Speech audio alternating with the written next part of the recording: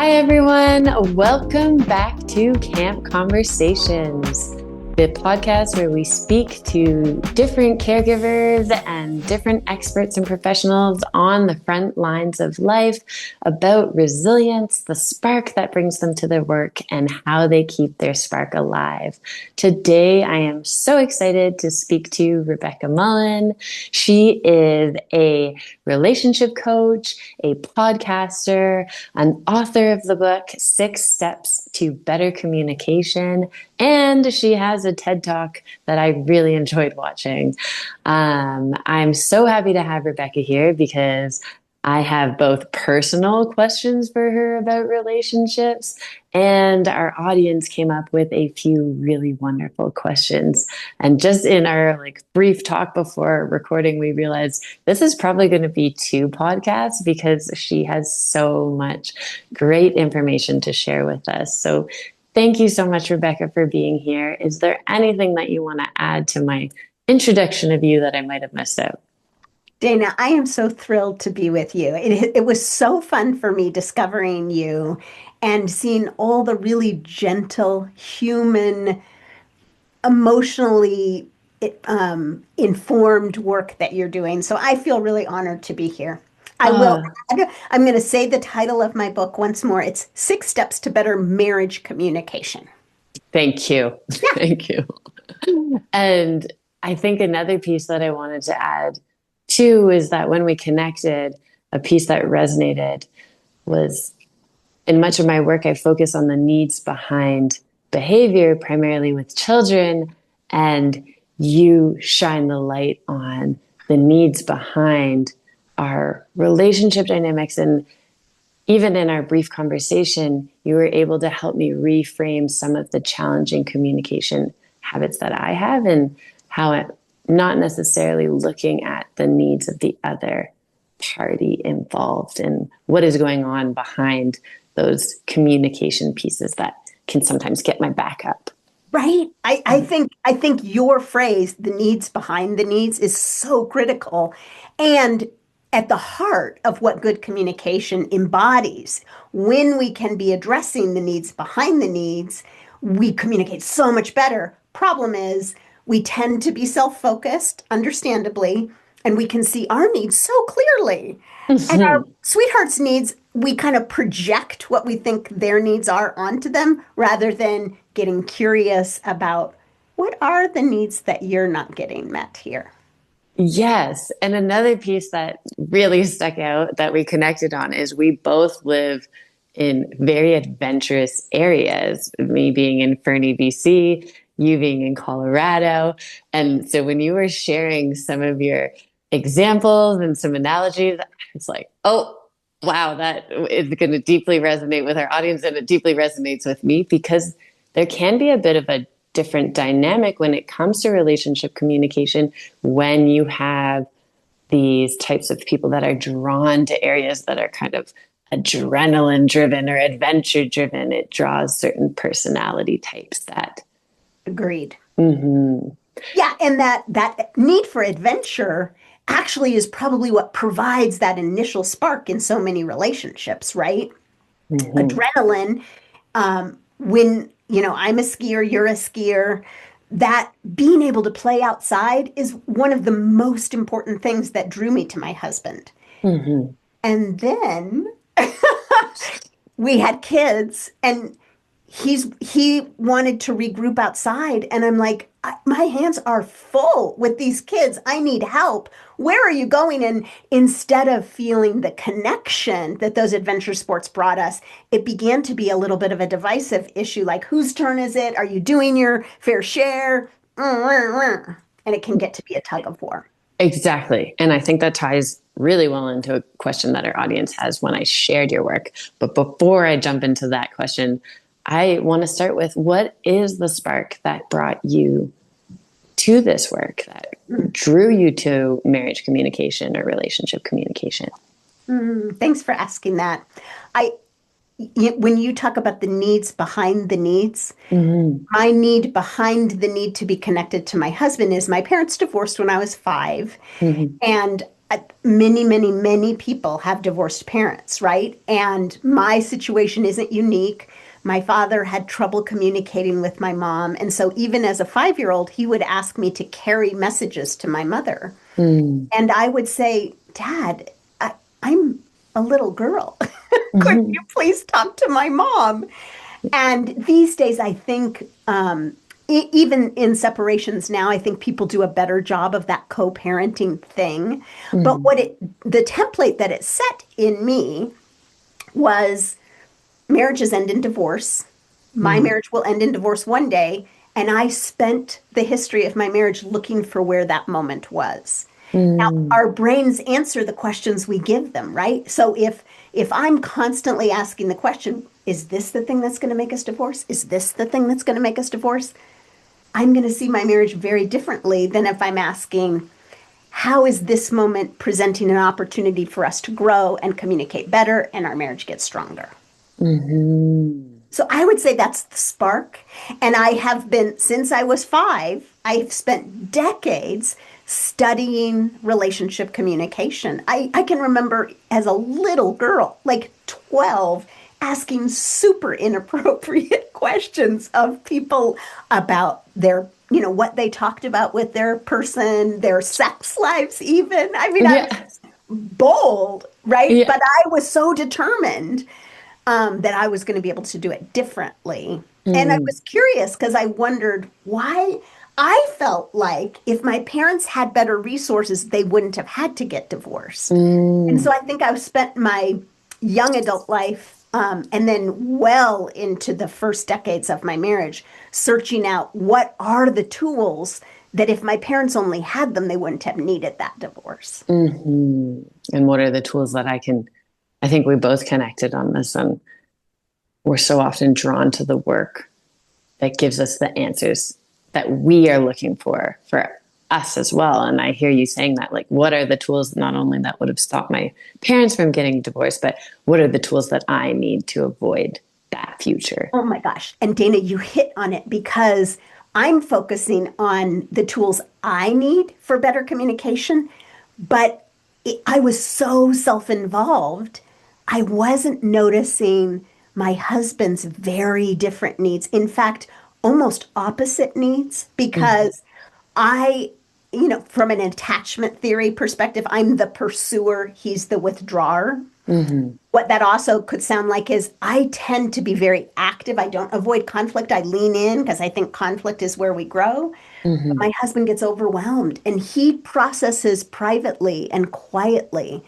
And so the more I chased him down, the more he withdrew. The more he withdrew, the more I chased. And that was a horrible conflict cycle that we got into. Mm-hmm. And I guess when you're explaining these different aspects of, if we use attachment theory, but in your work, you explain them as three different types. Can you tell me more about those three different types? So this is where I think, here's the thing with a body of work. My body of work, everything is overlapping and intertwining. But I do think it's important for us to talk about the three roles that I talk about three roles inside your singular relationship, and they are partner, lover, and friend. Partners, the partner part of your relationship, that's where you want to achieve together. Your teammates, it's the two of you against the world. The lover is where you're sparking vitality in each other. You're both leaning into the adventure, right? And this is when you live in a ski town, you got a lot of lovers that are naturally, that's their best role is let's go play, let's have an adventure, let's do something new. Fabulous to keep your relationship vital. Mm-hmm. But can you see how those two roles might be at war with one another? If one person wants to go off and ski for the day, and the other person is like, what are we going to have for dinner this week? Because I don't want Mm-hmm. to keep coming home each night going, what's for dinner? Can we just sit down, make a grocery plan, find out, who's going to cook what night?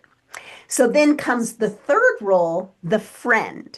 And the friend wants to be understood and wants to understand. When you have a strong friendship in your relationship, you are very good companions. You feel like you belong to each other. You feel seen, and you work on seeing your sweetheart. Okay. And where did you come up with these three roles? Is it, Well, I think I have been since I was 5, right? I'm hmm asking the question, what makes a marriage work? What makes a hmm marriage work? And for me, and I want to give kudos to there are tons of teachers. I have read so many books, listened to so many podcasts. So in a way, I don't know if my idea is so new, but I hmm put little new framework on it that helped yeah, me understand it. yeah, What happened was and this is a super simple example, but it really illustrates. I was one day wanting to get a garden bed built. And so I'm in partner mode. Like, I hmm want to achieve, I want to get this job done, I want to do it together, I want to feel like I have a teammate. hmm I had not checked in to see if my husband was in partner mode, right? And lo and behold, he's just in friend mode. Like he just wants to hang out. He wants to be companions. He keeps leaning on his shovel, admiring the clouds. And I think that is so lovely, except I was in partner mode and I'm like, let's get this job done. yeah. And so that was a real enlightening moment for me because I was able to laugh that day. Mm. Not Mm. saying I was able to laugh other days, but because I could laugh, I said, what's going on here? What are the needs behind the needs? He Yeah. needs to be connected with me. hmm I need to get something done.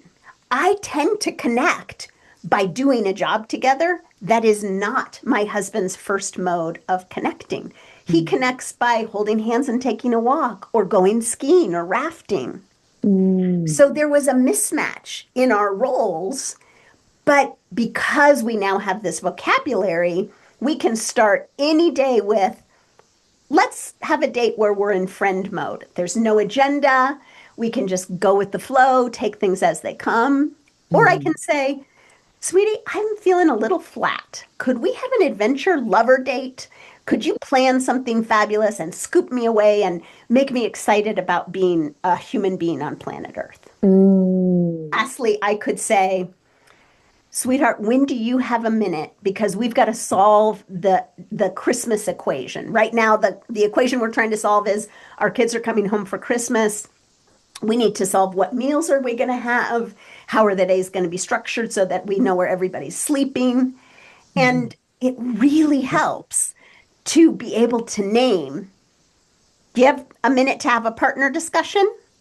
And then we both know that's kind of shorthand for the mode of communication I need from you. And he can Mhm. say, I can't do that till Tuesday. But the minute he says, I can do that Tuesday, the part of me that's panicked relaxes because I go, okay, Tuesday. Okay. Yeah, you gave an example that in our first discussion that really stuck with me because I hear you saying this and knowing it will be Tuesday just kind of relaxes you. And you gave this example of being on the chairlift and the majority of the people that engage with this podcast are parents, are adventurers. And so you're sitting on that chairlift, and one partner says to the other, like, this is just the greatest day. This is how we should be living our lives. And I was like, oh, wow. Yes. Like, I have been the person to say that. I have been on the receiving end of that. I have heard so many friends um, and clients say the exact same thing. And when you are in that partner mode and you want to get stuff done, that almost feels like a threat. Like it you're like, well, this is great, but we have all of these things to get done and we're kind of wasting time here. Or are you going to want to do this every day because we really struggle at managing certain tasks? And I love your three roles because to me, the way my brain goes, whenever I go into that space of threat where I feel like something has to be done a certain way, whether that's getting tasks done or being able to do things that are a little more free and friendship or living together. And if if I have any relationship, not even just my romantic relationship, where it feels like we're not on the same page, and I go into that threat space, I almost get lost in this narrative soup of trying. 100%. Yes. And what I need in that narrative soup is just something very straightforward to grab onto. And it almost makes me think of first aid. You know, Yeah, and yeah, when we arrive on an injury scene, we're like, right. oh, what happened? How did they get there? All these different thoughts go through our head. Like, why are they thinking that way? Why are they injured like that?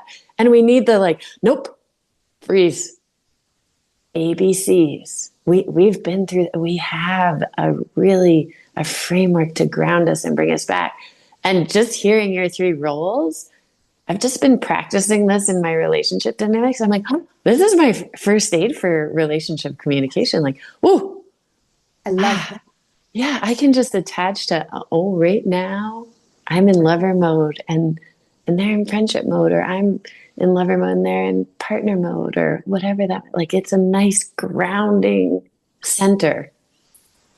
I love your first aid analogy because one of the rules of first aid is don't hurt yourself. Like that's the first rule. Like, can I enter this rescue scene and keep myself safe? If I can't, then I don't enter the rescue scene, right? Mhm. So I'm going to keep using your on the chairlift because and tell me where I'm wrong, Dayna. When I hear you tell that story, I feel like, let's say it was your sweetheart who said, "This is the best day, and we're eating our snacks on the chairlift, and we're going to get in the most runs of the day." And my imagination of what's going in your head is, yeah, and I packed those snacks, and I got the kids all their mittens found and on, and to ski school or whatever it is. Like that narrative of all the logistics were on my plate, and that's why you feel so free in this moment. Where am I wrong so far? Oh no, you are. I'm just smiling and nodding. I'm like, are Yeah, you in my head? right. Well, because I've been there, right? Yeah. And so let's use that first aid rule, no harm to yourself.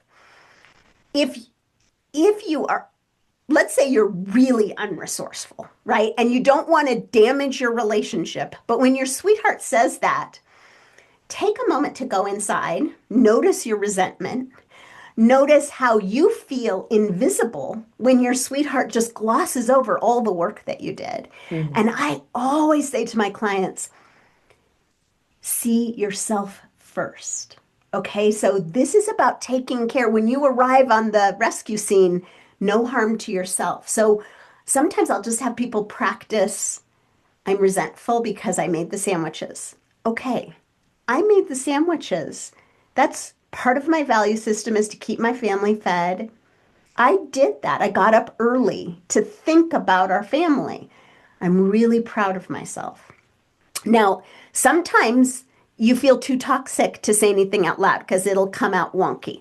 But Mhm. if you can calm yourself by seeing what your sweetheart just made invisible, then you can say, it is a great day, and I would love to enjoy it. But right now, when you said that, I just went to this place of you're having a great day because I did all the work. And so let's just celebrate the 5 things I did to make this a great day before Mhm. we ski off the chairlift. And that has an energy to it that it de escalates the toxicity, it recognizes the lover partner dynamic, and it gently wakes up the sweetheart. Oh, yeah, that's true. And, one of the things that I think really massages any of that tension is I see you, thank you. How I want to make sure that I'm doing a better job next time of helping. And Mm. we can say that as The partner saying that back to the, letting that. So this is, do you have a husband or yeah, a husband. Mhm. um so that would be your husband saying, "Oh my gosh, Dayna, of course. I'm having a great day because I got to have a second cup of coffee while you were getting the kids' glove bags together. Mhm. Thank you." Oof, Thank that would feel good. Yes, right? Mhm. And it doesn't take a ton more than that sometimes. Sometimes Mhm. the lover makes the partner feel invisible all the time Hmm. because the great thing, what makes the lover so juicy, is the lover only cares about the present moment and the sensuality and the vitality and the electricity. And they're so in the present moment that they don't see all the preparation that made the present moment happen. Hmm. And, there's that Buddhist phenomenon of always in beginner's mind. If we can just always notice, I do want to be present in this moment. And I want to be that beginner who just asks, what did it take for me to have this feeling of freedom? So Hmm. maybe, if you're able to say gently to your husband, true, it's a great day. And when you say that, I feel a little invisible because of all the work I did. Hmm. Then maybe your husband could learn some vocabulary about, oh, wow, I just want to say thank you. And I'm sorry I got so lost in my second cup of coffee. Hmm. So let me just tell you all the reasons why you looking out for our kids makes my life great. Hmm. Thank you goes a long way because the partner just wants to feel seen for the contribution they make. Hmm. Sometimes the partner jobs are so boring that they Yeah. feel like nobody sees my work. Yes. And this really makes me think of two things, actually. It makes me think of one, that it also then gives me, it opens the door for that communication of then maybe there are aspects that I'm not, that are an invisible load of my spouse that I have not acknowledged. And by me opening up that way, it gives them the opportunity to say, well, yeah, and sometimes I also feel like you don't notice when I am the main contributor, or I got the outdoor stuff ready, or I was checking the oil of the like just different. I feel funny. I feel Totally. like we're falling into these like male female role pieces, Yeah. but in any. But then another dynamic that I noticed that isn't specific to romantic relationships, and I find that often pop up in these sort of ski towns, is the one of that deep friendship relationship where maybe there is, I guess I hear this a lot from my mother clients. And when you're speaking, I'm thinking of that mother load, that invisible load that these mothers are carrying. And I hear from my clients that often this resentment pops up, not only in marriages, but sometimes in their deep friendships with non mothers.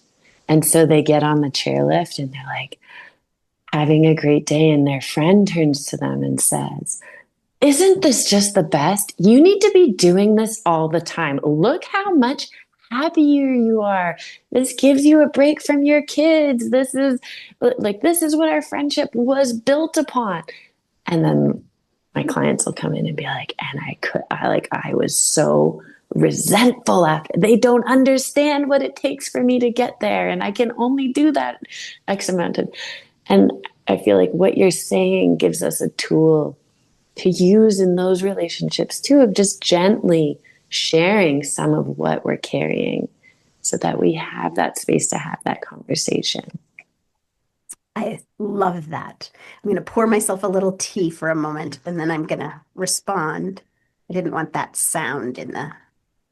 Oh yeah. And I also, just as you're pouring your tea, want to say I have a kind of a personal question mantra that I keep in my head, that aligns with what you're saying. And that is, why does the behavior make sense? Yes. And Oh, in I those, yeah, and in those moments where how you said that toxic, where I know that I'm going to respond in a way that I don't really want to respond in that situation, I will run that to, why does my behavior make sense? And I first do that. Well, it makes sense because I'm feeling a little resentful because I woke up early to do that. And I'll run through my list. yeah. And just in naming those things, I can feel just the Yes. dropping down. What a great skill because it's you seeing yourself, you seeing your contribution to the wonderful day. And honestly, it's great when our sweetheart sees our contribution, but it is fundamental if you see your own contribution. Mhm. I think as a society, I think we tend to teach girls to care about the needs of everybody else. But the Mhm. truth is, and this is my number one relationship principle, and it comes from Byron Katie, the work of Byron Katie.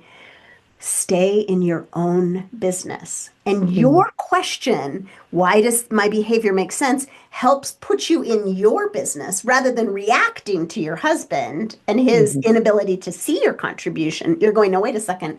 Why did that set me off? And then owning your own feelings. You can own Mhm. your feelings without attacking somebody else, Mhm. and laughter is so magical that way to be able to just laugh and say, yeah, I'm feeling a little resentment in this moment. And it just lightens it a little. When I Mhm. think about your example with the girlfriend and the Mhm. kids, this is another example of how when you're managing, those young kids, Dayna, they take so much of our time Mhm. and mental capacity. We're always thinking about, are they going to be hungry? No, no, no. Are they going to be warm? Are they going to be well slept? And Mhm. you're managing all these other people's lives. And then when your friend puts an expectation on you that essentially is saying, you don't do this enough with me. You're not the good friend you used to be. Mhm. There's an element of, I need you to be a friend who understands how my life has changed. I want to understand why you want more from me. And honestly, you know what? My example doesn't work both ways. This is more of a one-way street because you became friends before you had kids. So Mhm. you understand where your girlfriend's coming from. Mhm. she it's your life has changed, her life has remained the same, and so that's why there's tension, because Mhm. you know how a bigger bucket of needs. And just being able to say to your friend, I miss the days when we could ski every day together. I miss those days. And I love my children, and I love making a family, Mhm. and life is big. And we had that season together. And my hope is that you will one day maybe have children too, and then our families will ski together. But even if you don't have kids, there will be another season of my life when my kids are off skiing on their own and we can ski together again. Mhm.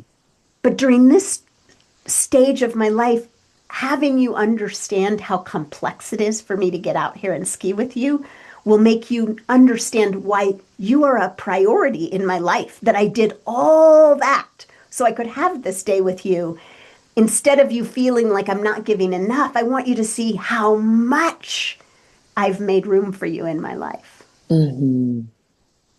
I like that. And I like that piece of, um, I recently came across a dad that responded. We were out in a social situation, and someone turned to this dad and said, "Oh, I haven't seen you out doing," and it was like some sort of adventure thing. And the dad turned and said, I love that stuff. And right now in this season, I am just loving being a dad. And all I want to do is these sort of things with my kiddo and expose my kiddo to it. And by that dad being so honest with his own needs, that that communication, it was a really beautiful thing to watch unfold, because the other person was like, oh wow, I respect that. And I think so often, like you said, we're kind of, especially as females, raised in a way to please. So whether that's with our sweetheart or with a friend, when they say, like, yeah, I've noticed you haven't been doing this stuff as much, we tend to match in that, like, yeah, I'm missing out. And I kind of ignore what my internal voice is and match where they've framed the question.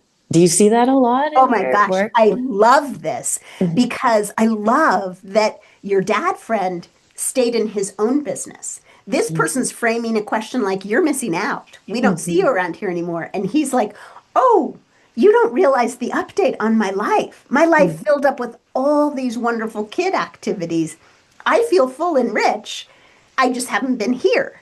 And Mm-hmm. and we can argue this point that maybe men have more freedom to stay in their own business and own their agency. But I But I really think believe that example was shocking to me because I don't usually hear men say that. So yeah. right. So, and I think more and more, this is such a great thing that men are so involved in every aspect of children's lives because I know that I've kind of framed the partner like it's the doldrums, but I want to tell you, Dana, when I talk to people who've lost their spouse, so widows or widowers, Hmm. it is most often a partner activity that causes them the deepest grief because Hmm. partner activities are where the fabric of sharing our lives, weaving our lives together, comes in making the toast and getting the dinner made and making sure everybody has a coat. That's the stuff that makes you go, I can count on this person. Hmm. And so I want to make sure the partner gets its due respect because it truly is a role that allows us to, that teammate, you're so aligned with your sweetheart. And the more you align in the details, the more it's us against the world. And Hmm. that's a powerfully intimate feeling. Yes. Yes. And in the way I hear you describe it, just because it can be so difficult to ask for help in our world, the way that our society is set up. And there is something that feels so intimate in knowing that you can sit on the couch with your partner just before bed and kind of run through the, hey, these are the challenges that we have faced together, or these are the challenge. And even the example you brought at the beginning, where it's like we're thinking of lover, and so many of us meet our spouses in lover, in those adventures and traveling and all of those things. And I recently came across a study, and it was talking about how connection is formed. And it was giving two examples. And they had one group of people meet on a rickety bridge for a first date, and one group meet on a really solid bridge. And so the group that met on the solid bridge, when they asked them afterwards, like, how did that go? Did you find a connection? And they kind of hum and hawed, and not that many of them said, like, yeah, I'd have a follow-up date, or this really, they really felt like there was a spark or something.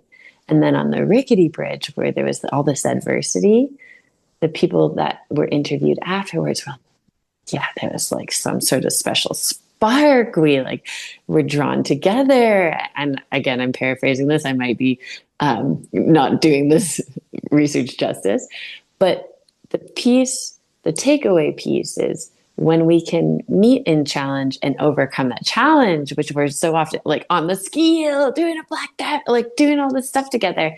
Yeah, we did this challenge, high five. But as we age, I hear you saying this in the partner piece. It's those hidden, kind of intimate little challenges that the rest of the world doesn't see. Like, oh, we got through that little tantrum of our 3-year-old together and we got them out the door. And Yes, so yes. I love how you're describing this because for me, as a default checklist person, that's like Mhm. I accomplished. I'm like, Yeah. now I can turn all of these little tiny challenges into, ooh, check. Like that wasn't just a dull moment. That was a little check. A uniting moment. And I Mm-hmm. want to give you a shortcut for how to take care of the partner in your life. Yes, please. A marriage meeting once a week. Some people do them once a month. I think once a week is better. And I think if you can have a place where you keep those little, this bothered me, I got resentful here, this is a task we need to solve. Maybe it's on your notes app on your phone. Maybe you have a journal. Maybe you have something in your pocket. Maybe you do a voice memo to yourself. Because when you note, okay, I can feel resentment brewing here. But then you have a dedicated time. Like for my husband and I, Saturday morning with a cup of coffee, we just like to linger a little longer. We're both well rested, and we kind of just go through our checklist. What's up? What do we need to talk about financially? What things are going on in the family that need a little tweaking? When you can identify a problem and then brainstorm a solution, that really unites you. But remember, that partner wants to know the specific time this is going to happen. Mm-hmm. So if you can just have a regular date with your sweetheart, that there's no expectation of adventure. The expectation, in fact, is we're going to deal with the logistics of life for the purpose of gluing ourselves together. Then it sounds romantic, right? Mm-hmm. And it's the regularity. Because I think if the partner is constantly just bringing things up when they think of them, the partner can be a killjoy. And Mm-hmm. so being able to have that dedicated time, I think, really helps. So that was going to be my question, Rebecca, is if you are the partner, and I can, if my husband listens to this, he's going to be like, you're guilty of this. Like, I am guilty of this. Is when something. And not only guilty, but celebratory that we Yes. have somebody who's going to get stuff done in life. I'm But going to take care of I it. think the guilty piece is if it pops into my head, and I am like this with everything, it's like, pop into my head, do it. Do it. So pop into my head, say it. And so for me, and for people listening like me, if we have that set date, so say I've spoken to my spouse and we have decided we're going to do these Saturday morning coffees, or we're going to do a date once a month, whatever that fits into the season of our lives. And when I catch myself being that like, oh, like this has to be addressed and we need to, what do I do? So that's why I think having a container where you put it, like in your notes app, one of the things that the partner is a real, like, the partner's kind of born out of our lizard brain that is gets the amygdala hijack. It's what's wrong, what's wrong, what's wrong, right? So that ancient part of our brain that's trying to keep us alive and trying to notice what needs to happen, it feels urgent because it has that fight, flight, freeze energy. Mm-hmm. If we can say to our lizard, hi, I see you with that alert. I can see you're trying to protect me. I can see you're trying to give me a great life. I can see you're trying to solve marriage problems. Thanks for the message. Would you be willing to hop in the back seat now? I'm going to drive the bus because I've written down your message. I have it safe. That's going to be addressed on Saturday. Mm-hmm. I think my marriage changed, Dayna, when I asked permission to bring those kinds of things up. Mm-hmm. Because, like I said, my husband, if I'm just bringing things up, he's feeling attacked. He withdraws. Mm-hmm. And I don't want that. Mm-hmm. But I have to look at his needs behind his needs, which are I need a little warning that we're going to have a discussion like that. I need to know that I'm not doing something wrong. We're just trying to address how to improve our lives or Mm-hmm. brainstorm. I don't want to feel attacked. And I want to make sure that my headspace is clear for it, Mm-hmm. right?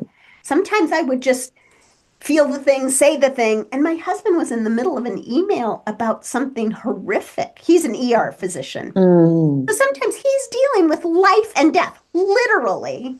And then I interrupt him. Mm-hmm.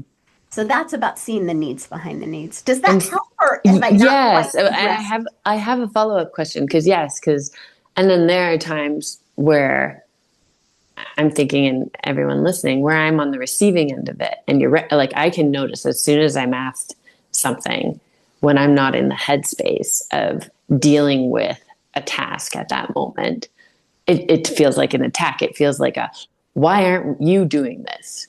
Even though I know it's coming from the like, why aren't we? It's us versus the challenge.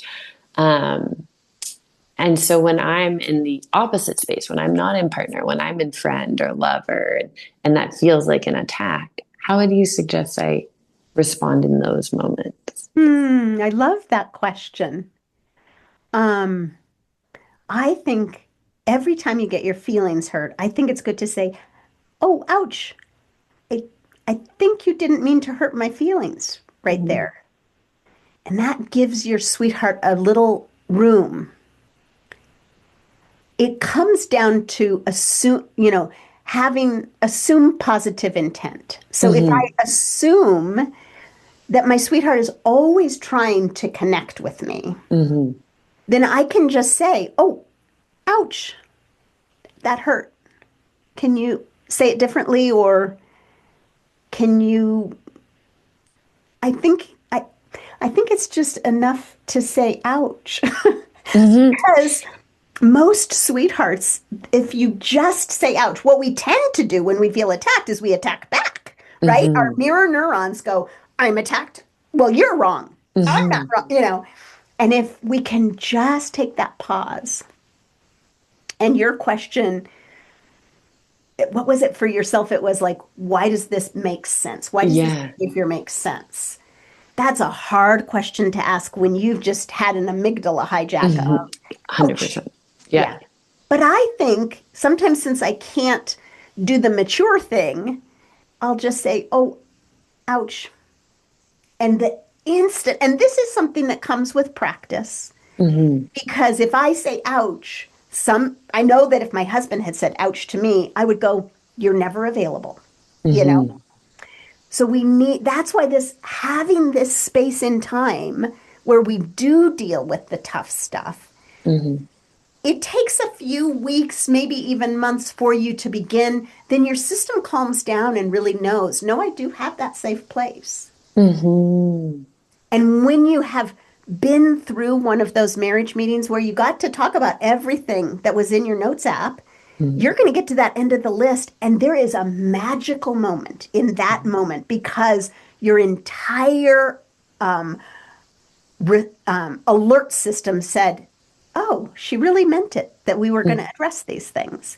And you begin to trust yourself more, which allows you to trust your partner more or your sweetheart more. I'll say that so we don't get confused about the Mm-hmm. roles. And it allows you to trust the relationship more. Mm-hmm. I think And time is a powerful thing in a relationship. Some people want to do everything right now, and yes. some people want to do everything later. And we just need to negotiate that. Mm-hmm. Okay. I'm hearing two takeaways that I want our audience to have. One is that this response takes practice Oh, and it kind of will evolve depending on your partnership. Because, like you said, sometimes ouch works for you. Whereas if you're sweet, I'll keep using sweetheart too, so we know. And if your sweetheart were to say ouch directed at you, that you might take that differently than how he receives that. And I was just thinking for myself personally, a practice response I have is when stuff feels like an attack towards me, my default is to turn away and get smaller. oh, And noticing that, like that was my step one, yes, is just noticing, turn away and yes, get smaller. And instead, if I can turn in, make eye contact, have a gentle smile and nod of like, I hear you, and repeat that and just say something along, you're right, like that is something we have to talk about, then sometimes just that is enough. Like, I hear you, that is some, and it is so hard. And like so many years of practicing, but we all have kind of our default. And I think another one I hear often is you used laugh, and the way you like did your example, it was a very like welcoming laugh, like let's laugh together. And I could see that being effective. But I know for myself personally, because I have this shrink and quiet, mine would come out like like yeah, more of the evil, that stupid laugh. Like yeah, it wouldn't work. And so I really appreciate that piece of, let's take a moment, audience, just to reflect on what is your default yes, when you feel attacked. And so yes, how can you build an opening that yes. aligns with your default, that Oh, it I kind of love a little. this. And I love how profoundly it's so brave of you to notice that your default is to turn away and get smaller. That Mm, is it's such really huge noticing, right? Hmm. Because your ego may say, I'm going to stand up and prove that I wasn't, I am bigger. I am Yeah, right. no. Yeah. And there is a little step in between because you ask a lot of yourself when you notice I'm turning away and I get smaller, but then you expected yourself to turn back and engage politely, and I think that's too big a leap. Mm, I think there's this space in the middle where we need, because when somebody just says what they want to say and the moment they want to say it, hmm, they haven't considered how they're giving words, like communication is giving and receiving. So they're hmm, giving communication, hmm, but they didn't take into account how I might receive it. And so I think it's okay to say, I don't think I can hear that right now. Be mm, willing to talk to me about that at our meeting on Saturday. Or hmm, I don't think I'm in a good space to receive what you want to say in the spirit intended. So could you bookmark that and circle back? hmm, Because it's so important to keep seeing yourself and not ask more of yourself than is reasonable. If you feel hmm, attacked, don't expect yourself to respond in gently. hmm. That's a lot. Do you think I'm wrong, Dana? Where do you think No, I'm smiling because I'm like, yeah, I didn't. It's so funny. I think you've touched on the point so often that we put so much on ourselves Yes. and how we will show up and improve things. And we forget, you're right. Yes. And it's almost disrespectful of Yes. my Yes. sweetheart to No. do that because it's not, the relationship is not just about me. And so to put so much on myself is a lot. And you're right, just the simple act of coming in and being like, I'm not ready to talk about this right now. And that connects back, I think, to the other piece of so many of the people that are listening to this and that I hear from also have young kids Yes. or kids just in Yes. general. Yes. And there is often a time and a place to have these harder discussions. And that 100%. is completely fine to use that in those moments. And Mhm. like our first aid response, having a phrase like that, like, I'm not ready to talk about it now, or can we come back to this, or can we revisit this in a bit, Love that. is nice because in those triggered, yeah, in that lizard brain, in those triggered moments, we do almost need to have a practiced response. I 100% believe in the practice response for the lizard brain. Yes. Mm-hmm. Yes. And the other piece that made me laugh is because I work primarily with parents and children and caregivers and how we support children, and that is one of the first things we teach kids is ask for the tell them you need the pause so that you don't have your volcano or eruption or whatever. That the first step we work on with kids Yes. is the pause. Yes. Yes. And so and And I yeah, and in your we personal life you're expect, like, oh, it's so hard. but we expect more from ourselves because we're grown-ups. Mm-hmm. But the emotions are emotions are emotions, and we become 5 years old when we have any emotion like that. Yes. Mm-hmm. Yeah, and Or so, three or two. right? Yes. Yes. Yes. So treating yourself as gently as you would treat your child actually teaches, it models respect for your child. It Mm-hmm. says you are not everything in the world. I Mm-hmm. have needs too. Mm-hmm. Let's take a pause. Mm-hmm. I have a couple parents who they put themselves in timeout. They say to their kid, I have to go to timeout. And then they go to the bathroom and wash. I love washing your hands because the warm, sensual water resets you. Mm-hmm. And watching kids, having kids watch their parent put themselves in timeout is sort of like the ultimate modeling of self-regulation. It's like, I'm not regulated, so I'm going to go away, get myself regulated, and then I can come back. That is me taking responsibility for my own business. That's why when I say that the biggest lesson in relationship is stay in your own business. Mm-hmm. I need Mm-hmm. to be regulated. Mm-hmm. Mm-hmm. I really like this. And I think this ties into another question that came from our audience that I had not considered, because when I was reading about the three roles, where my head went is, oh, the challenge always exists when the roles are different. Like when we're in a different space, when I'm partner, they're lover, I'm partner, they're. And the audience right away pulled out, well, we're both lovers, and that's our biggest source of conflict. And someone asked, if I'm a lover and my sweetheart is a lover, and we are stuck in a cycle of resentment and jealousy, and we're both fighting for that piece, but because of our stage of life, it's not a piece that happens together as easily. Like, how do we start to break that cycle? Mm. Okay, I'm going to ask for, and I know that you just got the question. So if you Mm-hmm. would just be willing to make up some of the details so that we can dig in a little bit here. Yeah, right away my head went to like, when I read it, I was like, oh, I can see this. I'm seeing, let's keep playing with the skiers.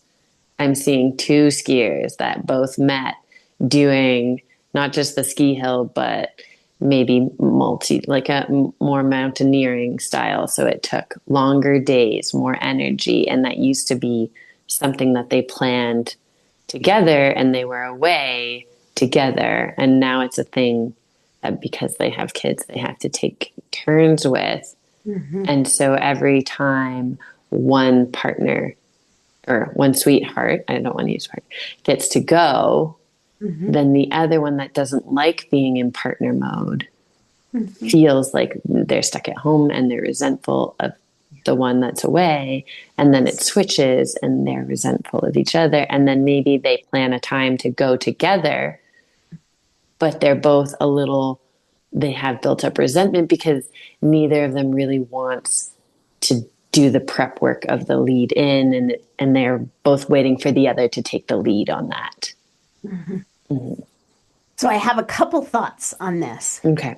One of my thoughts is, excuse me, one of my thoughts is that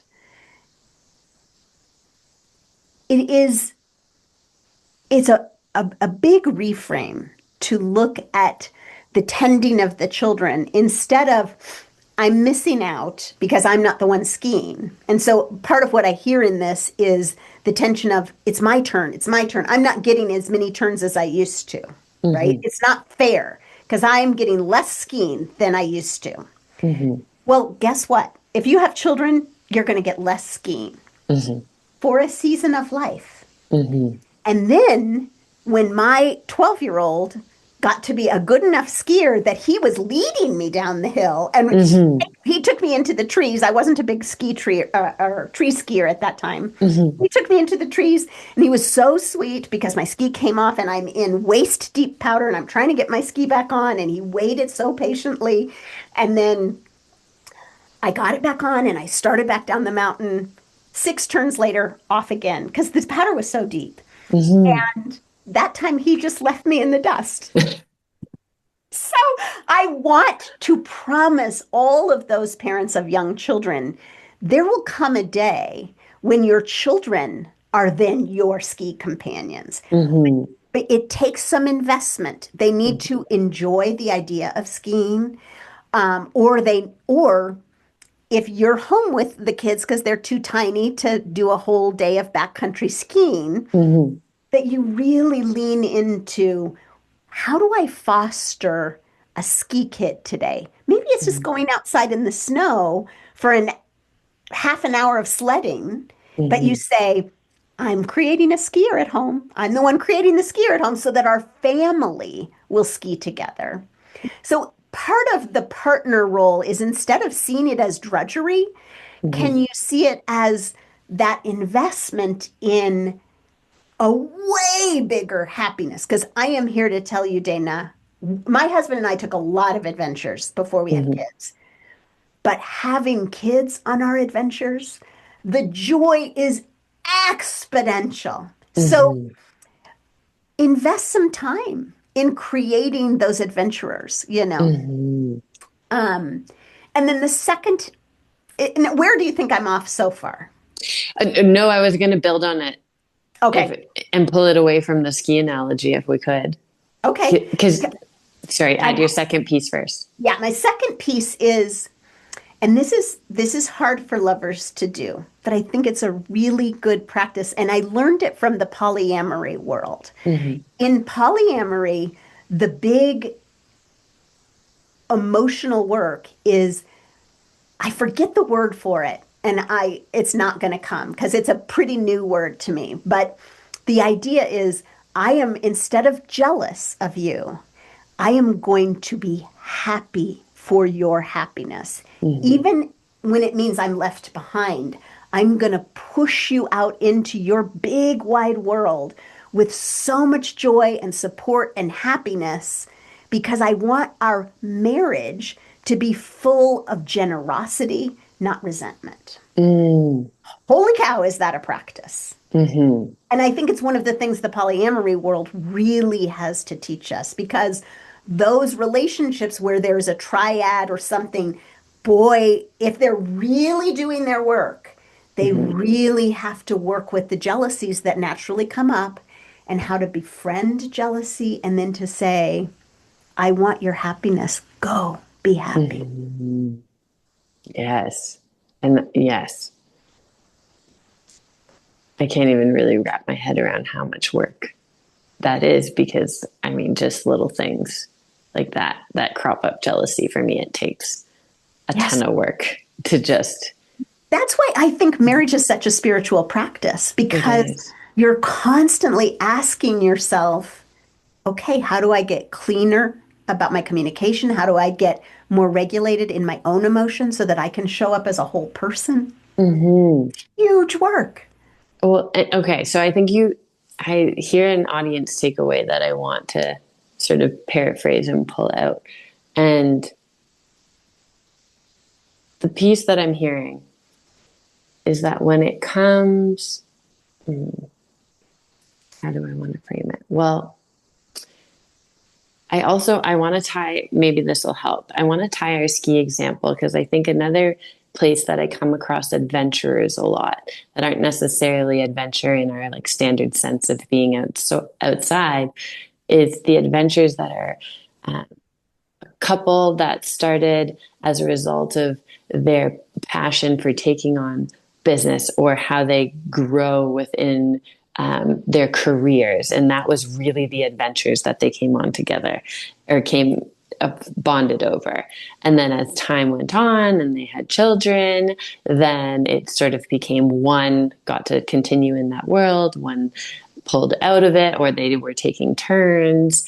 Um, and I hear some resentment crop up there. And so, one takeaway that I personally use that you're sharing that I think is helpful for our audience is I find when you're in that adventure headspace, you do go to that space of like, okay, this is type 2 fun. Mm. And I love this type 2 fun. And when I'm like, and so for audience that's listening, that's not registering type 2 fun, it's like, I am doing this really hard work, whether that's climbing a mountain, founding a new business, educating myself further to improve my career. Like that is that type 2, like it's really rough and grindy in the moment. And while you're doing it, you're like, I don't really know why I want to do this right now. Like, why am I here? And then Yeah. you get to the summit or you start that Oh, business or you graduate and you're like, oh, this was the greatest joy of my life.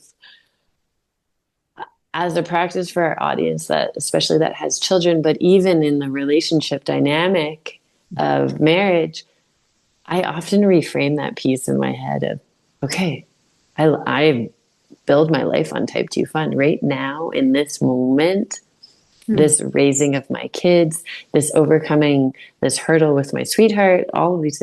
I'm like, it's the type 2 fun. And if I mm, can do that little click in my head of like, this is type mm, 2 fun and look mm. at it that way, The summit is around the the corner. summit is around it, then I get a weird sense of joy Of of course. actually being in the Of course. trenches. Yes. Yes, Mm-hmm. because anybody who's motivated by type 2 fun, as soon as you just point out to them, oh, this is type 2 fun. Hmm.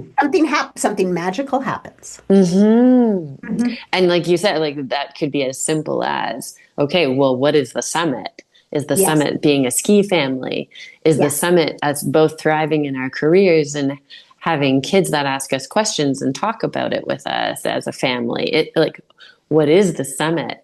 And then those little moments of just taking the kids outside or rehashing what we did around the dinner table to expand our business or to move ourselves up, then all of that doesn't seem like being stuck in the mundane, or it doesn't seem necessarily like partner. It still feels adventure because yes. we When you can. can, mhm. Mhm, Yeah, when you can approach it together. I think bringing up the career thing that's a tricky one, and it feels like I just want to put a little note here to say that's a bigger topic that I don't know if we have time to talk about today, but I want to mhm, acknowledge that oftentimes for one person to truly build their career, another person is by default taking care of children. And the most important advice I can give to those couples is then you need to be negotiating about it all the time. And that word thank you, like mhm, when the person who's getting to go off and do a career says, thank you for building the family that mhm, I am benefiting from. Thank you, thank you, mhm, thank you. It mhm. helps a lot. It does. Mhm. But that is a bigger topic because I don't Yeah. just say that that it's okay for one person to get to own their career and the other person um, has to take a back seat. I think these days, I think young couples are getting better at negotiating Mhm. how to maybe each person scales a little slower, but no one is getting the all the burden of earning or all the burden of childcare. And that's where I think work like yours is so valuable because I feel that so many of the people that I speak to in this community and this audience group, they feel like one of the first generations or maybe the second generation within their family to really be focusing on sharing those roles. And Yes. that when it comes to marriage and relationships, that it's a relatively new dynamic and there isn't as clear a roadmap on how to navigate it. And that 100%. so often when we get triggered, we tend to default to what we were used to as children. And then that throws 100%. another curveball into, yeah. Do you have anything to add to that? That may be, I don't know what you want to do like timestamp wise, but I'm wondering that feels like we're going to be talking about communication practices. Mm-hmm. Is it okay? Which, Can I I, just transition into that, or do you want to put a little period? What do you want to do? oh, well, I think, Rebecca, what I really want to do, because our audience loves shorter podcasts, I think I want to honor the fact that we explored this lover, partner, friend role and roles and how they play within our relationships. And I just want to share with the audience like I think you should continue to look at these three roles and have some reflection time on which role you find the most comfort sitting in and maybe which role your sweetheart finds the most comfort sitting in. And I want you to pose a couple more ideas there for me, and then I just want to sort of tease you, audience, and let you know that we will have another discussion where we talk about those 6 steps of communication and already how helpful I am finding them. And that is the way, like how we use the first aid analogy.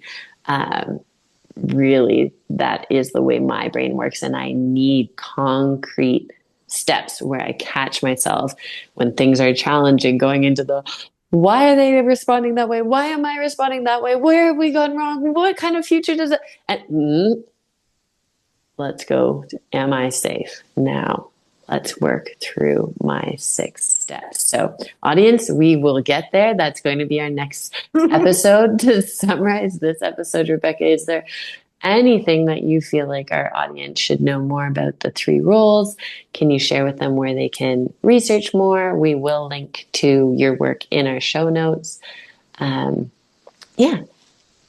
So I would love for people to sign up for my newsletter because I am writing this book in the next year. And so I would love to have everybody's questions so I know what not to leave out as I write this book. But I do have quite a few podcast episodes that are specifically dedicated to the partner, another episode to the lover, and another to the friend. Not only that, but I have episodes about the foil of each and how each of those taken to the extreme can get you in trouble. So I'll send you those links. But you can come find me at RebeccaMullenCoaching.com. Sign up for my newsletter, maybe get some free coaching when I offer group question fests. Ooh, I like that. And tune in. The podcast is called Habits for Your Happily Ever After.